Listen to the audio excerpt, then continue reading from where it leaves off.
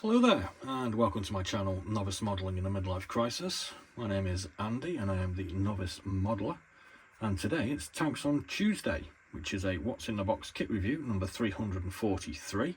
If you haven't seen the other 342, I insist that you must go and watch them right now. So today, obviously, we're going to be looking at the Hobby Boss 82479.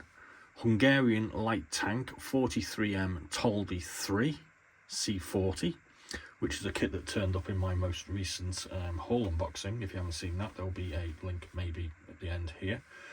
And yeah, we picked this one up pre-loved, so we got it at a pretty reasonable price, I think.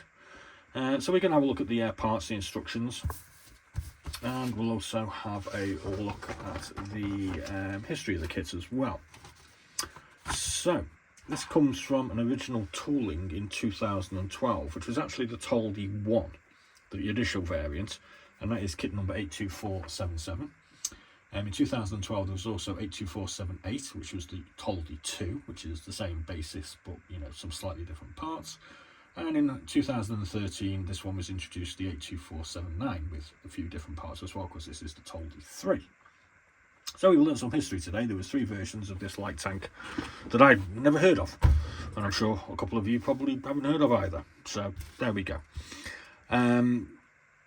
Price wise, I paid about £25 for this because it previously belonged to somebody else off eBay. Prices tend to sort of vary for the various different marks of this, from around about £30 to £40. So I got it a little bit cheaper, but not that much.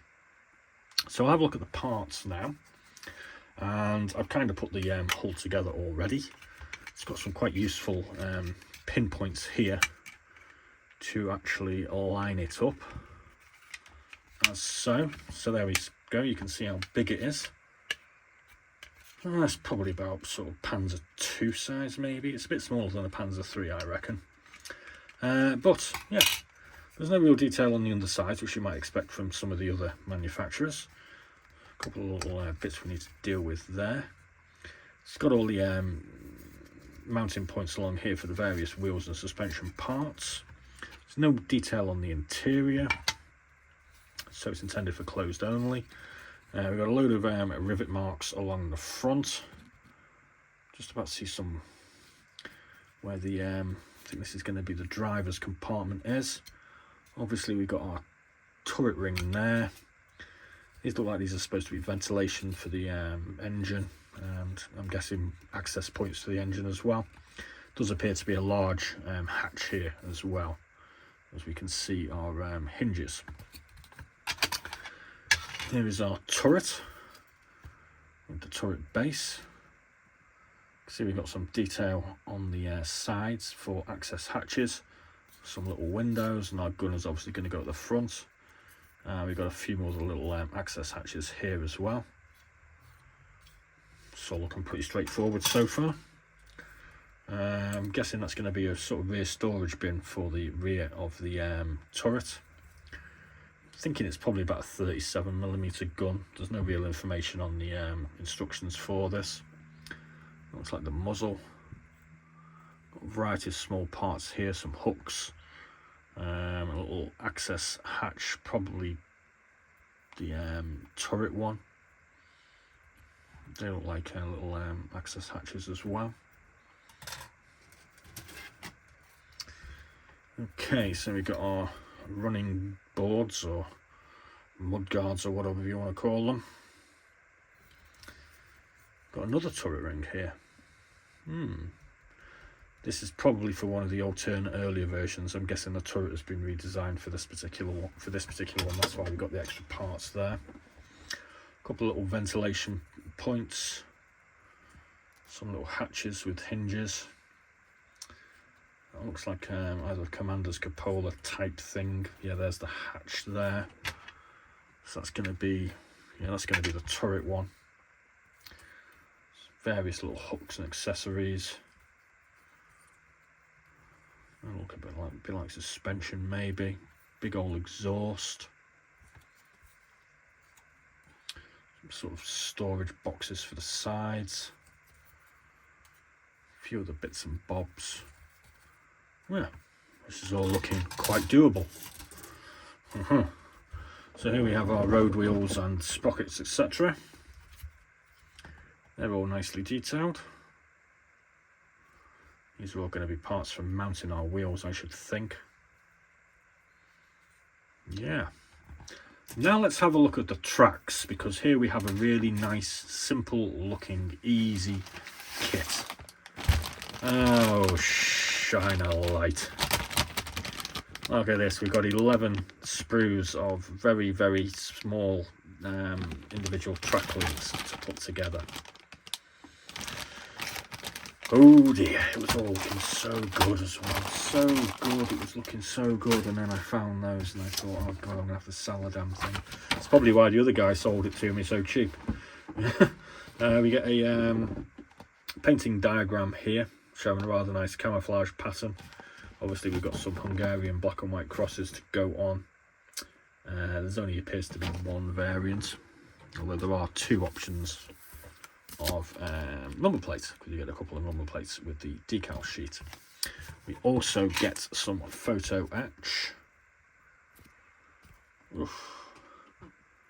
Let's see, we've got a couple of vents, some strapping by the look of it. I'm not too sure what those parts are though. Let's have a look at the instructions and see if they can shine some light on this thing.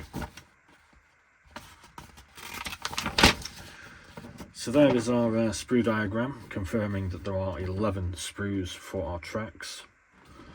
Oh dear. We have our sprockets and road wheels going together. There's our hull going together. There's all the little parts to attach our wheels to the hull. Suspension parts, etc. going on at the bottom.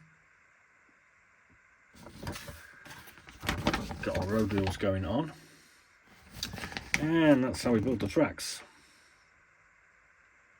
Complete track for one side requires 125 links. Oh my god. I'm kind of hoping they click together maybe. Yeah. So here we have some rear hatch with the exhaust going on. And there's our pre-assembled tracks going on. God, it looks so easy, doesn't it? That's part of the hull with some small panels to go on. We have side panels. We have some little photo etch hangers by the look of it. And on the other side, we need bending. There's our storage compartments going on at the rear. There's our little hatch for the driver. Various other sorts of grabbing points and hatches going on. And there's our hull going together.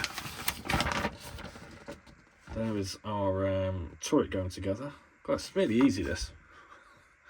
And there's our gun going together.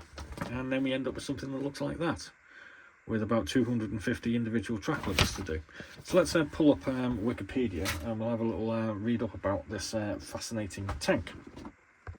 Okay, so here we go. The Toldi was a Hungarian light tank of World War II, developed on the basis of the Swedish Landsverk L60. Oh, there's a tank that I haven't got.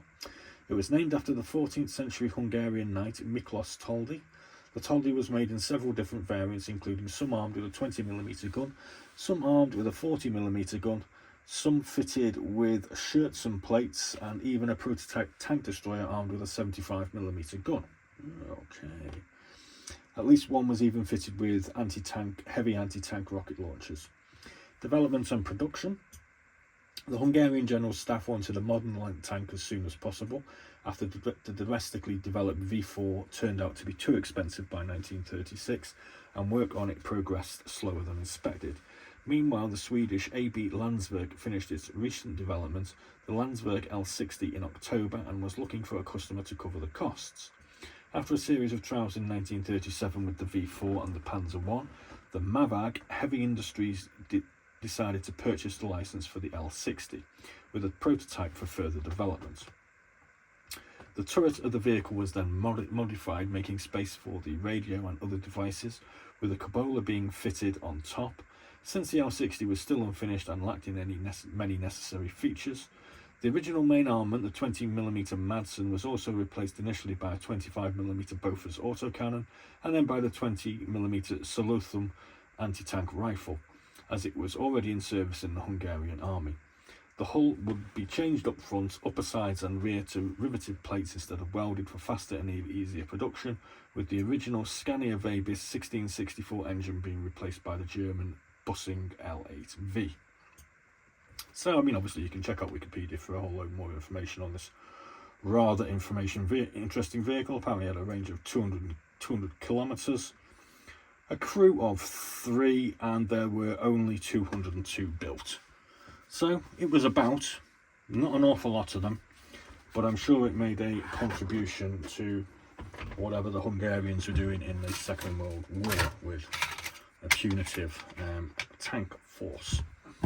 So previously on our kit review, we've done the Messerschmitt Bf109G in finished colours, SH72394 for Messerschmitts on Monday. On Friday we're going to be doing the Avia B135, which is a Czech monoplane fighter, or fighters on Friday. And for Warbirds on Wednesday tomorrow, we're going to be having a look at this Roden Heinkel HE11A limited edition for the Chinese Nationalist Air Force, of which I think it said in the instructions 8 were provided, and they were lost quite rapidly against the Japanese. So thanks very much for watching. Please do like and subscribe, and we'll see you in another video tomorrow maybe. I hope you enjoyed this little look at the Hungarian light tank 43M Toldi, a vehicle that until recently I never knew existed. Thanks for watching, and as always, be seeing you.